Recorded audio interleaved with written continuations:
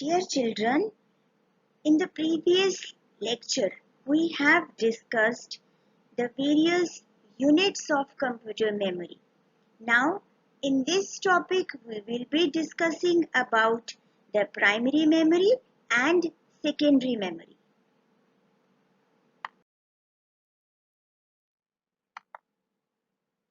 The memory of the computer is divided into broadly two categories, primary and secondary. अब computer की memory को हम broadly दो तरह से डिफरेंशिएट कैटेगराइज करते हैं, प्राइमरी मेमोरी और secondary memory. Now what is primary memory? Primary memory is often known as the working memory or the main memory of a computer system. अब प्राइमरी मेमोरी होती है जो कंप्यूटर की main memory होती है, जिससे help से कंप्यूटर वर्क करता है. जब भी आप कंप्यूटर पे कोई प्रोग्राम ओपन करते हो, कोई प्रोग्राम रन करते हो, तो वो प्राइमरी मेमोरी में ही इंस्टॉल होता है. प्राइमरी मेमोरी में उसके प्रोग्राम्स होते हैं जहां से हम उसे यूज करते हैं. Now secondary memory. Secondary memory is used to store data for a long time. It operates at a slower rate than primary memory. This memory is permanent in nature.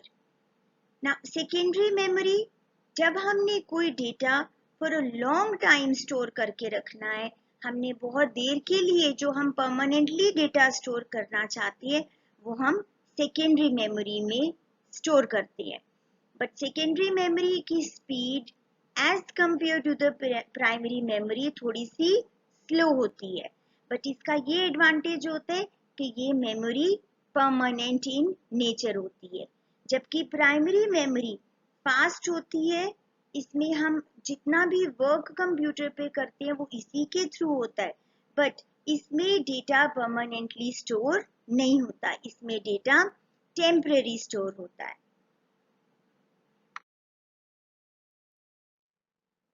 Now, as I have already discussed, that memory of the computer is divided into two categories, primary and secondary.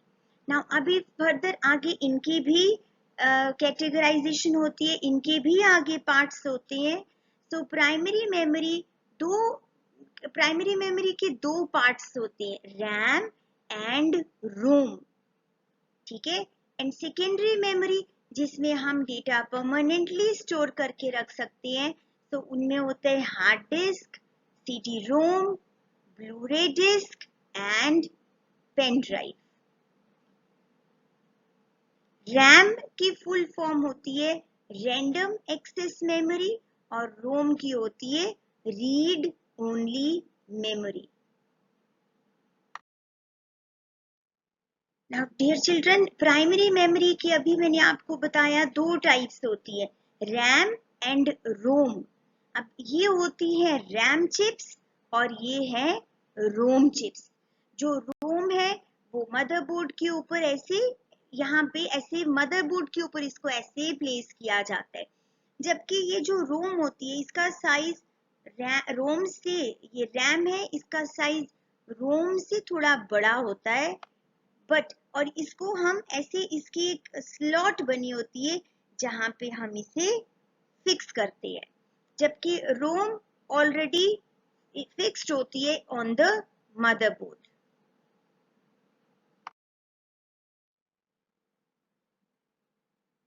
Now primary memory, अभी मैंने आपको already अभी हमने discuss किया. Primary memory is the main memory of a computer that resides inside the computer. A computer can only process the data that is in the main memory. There are two types of primary memory, RAM and ROM. अब देखो इसका क्या मतलब है कि primary memory है जो computer की मेन मेमोरी होती है, जो कंप्यूटर के अंदर होती है. A computer can process the data that is in the main memory. Computer उसी डेटा को प्रोसेस करता है जो कंप्यूटर की मेन मेमोरी में आता है, और जो मेन मेमोरी है वो दो तरह की होती है, रैम एंड रोम। अब आप बोलोगे कि मेमोरी तो जो सेकेंडरी मेमोरी है उसमें जो डेटा होता है वो भी तो कंप्यूटर के अंदर होता है, पर जैसे अभी मैंने आपको पहले बताया था कि जो प्राइमरी मेमोरी होती है वही वर्किंग मेमोरी होती है। जितने भी प्रोग्राम्स अगर आपने कंप्यूटर पे जो प्रोग्राम्स रन करने होते हैं वो पहले हार्ड डिस्क से कंप्यूटर की मेमोरी में, मेन मेमोरी में आते हैं, तभी हम उसे प्रोसेस कर सकते हैं, तभी हम उसे यूज कर सकते हैं। नाउ रोम, अब सबसे पहले जो टाइप होती है प्राइमरी मेमोरी की, रोम होती है। रोम इज रीड ओनली मेमोरी। अब रोम एज इट्स नेम इंडिकेट्स, ये जो मेमोरी होती है ये सिर्फ रीड ओनली होती है, from which the information can only be read. इसमें से हम इंफॉर्मेशन को सिर्फ रीड कर सकते हैं। As the name read-only suggests, the data on the ROM chips cannot be modified. जो ROM chips में डेटा है वो फिक्स्ड होता है, वो ऑलरेडी प्रोग्राम्ड होते हैं, इनको हम चेंज नहीं कर सकते. It contents are created at the time of manufacture and cannot be changed. So क्योंकि इसके कंटेंट्स चेंज नहीं हो सकते तो इसलिए इसे हम नॉन वोलाटाइल मेमोरी भी बोलते हैं. ये आपने नेम याद रखना है, volatile memory and non volatile. तो नॉन वोलाटाइल मेमोरीज वो होती हैं जिनका डेटा चेंज नहीं होता. That means nothing is lost when power is switched off. तो नॉन वोलाटाइल मेमोरीज वो होती हैं जिनका डेटा डिलीट नहीं होता अगर कंप्यूटर अचानक से टर्न ऑफ हो जाए. It helps the computer to get started. अब रोम में जो प्रोग्राम्स होती है वो हमारे कंप्यूटर को टर्न ऑन होने में हेल्प करते हैं.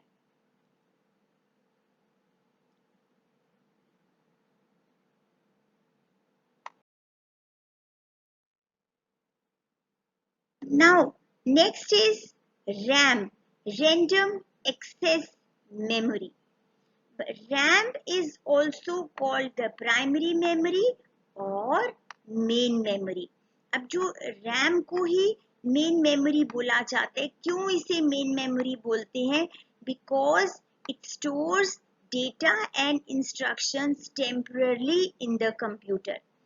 जब भी हम कंप्यूटर पे कोई भी वर्क करते हैं, कोई भी प्रोग्राम ओपन होता है तो वो रैम में आ जाता है और रैम में वो तब तक रहता है जब तक हम उसे यूज करते हैं. और जब हम उसे यूज करने के बाद जब हम उसे सेव करके क्लोज कर देते हैं तो वो रैम से ट्रांसफर होके secondary memory that is hard disk में सेव हो जाता है. इसीलिए इसे टेम्पररी मेमोरी बोलते हैं, क्योंकि जितनी देर तक रैम में डेटा है वो आपको नजर आता है, पर जैसे ही हम उस प्रोग्राम को बंद कर देते हैं और अगर उसमें कोई भी डेटा ऐसा है जिसे आपने सेव नहीं किया तो वो सेव नहीं होता, वो ऐसे ही क्लोज हो जाता है. नाउ लेट अस सपोज जैसे मैं अभी ये कंप्यूटर पे ये प्रेजेंटेशन में हम ये एनोटेशंस कर रहे हैं, ठीक है. ये जैसे मैंने ये ब्लू ये येलो कलर से जो इसको एनोटेशंस बोलते हैं. अब जब ये मैं एनोटेशन कर रही हूँ ना, अगर सडनली मेरा कंप्यूटर टर्न ऑफ हो जाता है तो ये जितनी एनोटेशंस मैं कर रही हूँ ये सेव नहीं होंगी, क्योंकि ये अभी कंप्यूटर की मेमोरी में टेम्पररी स्टोर है. जब तक मैं इसे क्लोज करके इसे सेव नहीं करती तब तक ये एनोटेशंस टेम्पररी है. और अगर कंप्यूटर बंद हो जाता है या मैं इस प्रोग्राम को बंद कर देती हूँ विदाउट सेविंग तो ये रैम में से ही जितना भी डेटा है वो डिलीट हो जाता है. When you start the computer, certain files load from a storage device such as hard disk into RAM.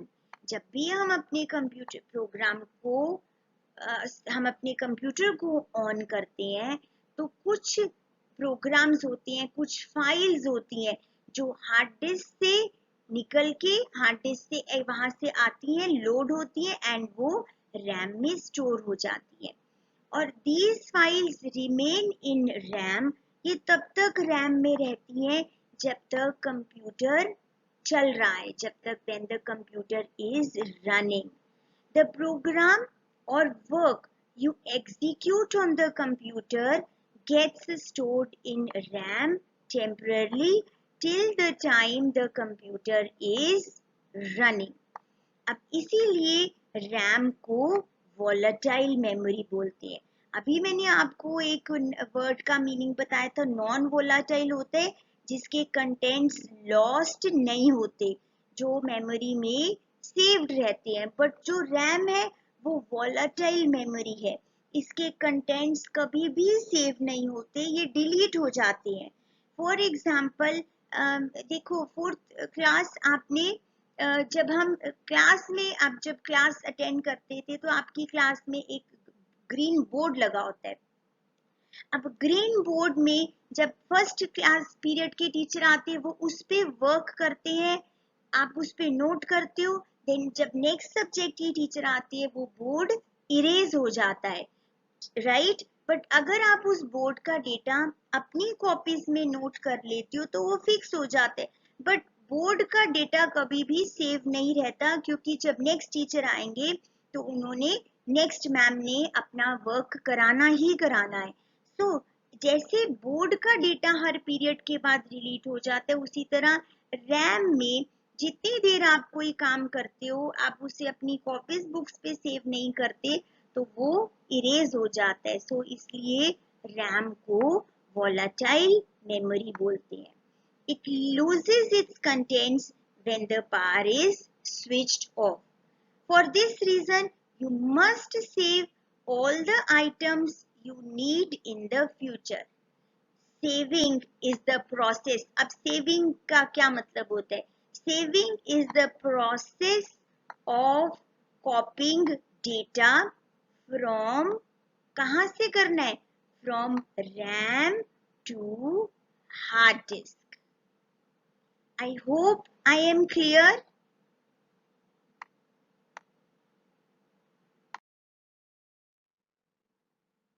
So dear children, we have discussed about the two types of primary memory. Now next is the secondary memory. Now you know that primary memory can store data and instructions temporarily.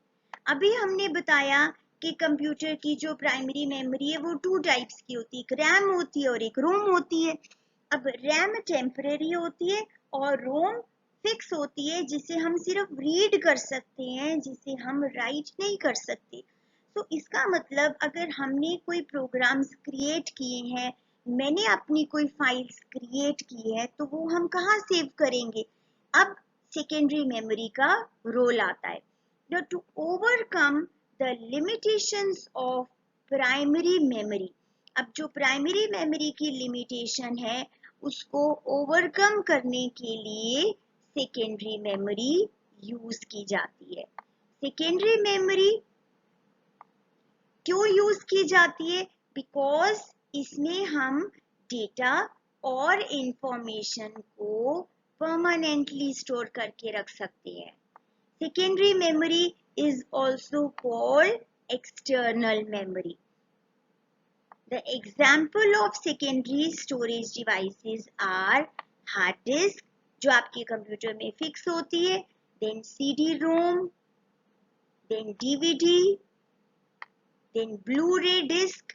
ये तीनों एक ही types की होती हैं, but इनकी storage capacity की base पे इनका नेम अलग अलग दिया जाता है, CD-ROM, DVD-ROM and Blu-ray disc, and then pen drive. So these are the various types of the secondary memory. CD-ROM, DVD, Blu-ray and pen drive, ये removable disk है, इनको हम रिमूव कर सकते हैं डेटा सेव करके, और ये हेल्प करती है to move the data from one computer to another or from one device to another.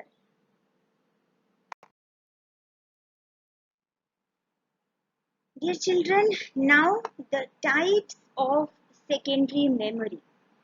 The various types of secondary memory are hard disk, CD-ROM, Blu-ray and pen drive. Now hard disk ये computer के अंदर fix होती है, right, but आजकल detachable hard disk भी market में available है. इसकी स्टोरेज कैपेसिटी हार्ड डिस्क की सबसे ज़्यादा होती है. Now moving on to the CD ROM. अब सीडी रोम की storage capacity it is only 700 MB near about data आप इसमें स्टोर कर सकते हो. नाउ सीडीज के साथ ही एक होती है डीवीडीज, जिसमें हम अप्रोक्सीमेटली 4 GB तक हम उसमें डेटा स्टोर कर सकते हैं. Then now comes the Blu-ray. अब ये भी है तो सीडीज जैसी, सीडी डीवीडी जैसी, बट देखो इसकी स्टोरेज कैपेसिटी 5-6 डीवीडीज के इक्वलेंट होती है. देखो लाइक इट इज इस जो मैंने इमेज यहाँ पे लगाई है, इस ब्लू रे डिस्क की जो स्टोरेज कैपेसिटी है, as you can see it is 200 GB. तो अगर आपने कोई बहुत आपका इम्पोर्टेंट डेटा है जिसको आपने बैकअप करके रखना है, उसे आपने सेव करके रखना है, तो आप इन ब्लू रे डिस्क को यूज कर सकते हो. Pen drive, this is very common secondary device जो पोर्टेबल होती है, जिसे हम ये सबसे ज़्यादा आजकल यूज़ होती है बिकॉज इसकी स्टोरेज कैपेसिटी भी बहुत अवेलेबल होती है, बहुत साइजेस में अवेलेबल होती है ये, और मोर ओवर ये बहुत easy to and convenient to use होती है. So this is pen drive. So many types of pen drives are available in the market nowadays.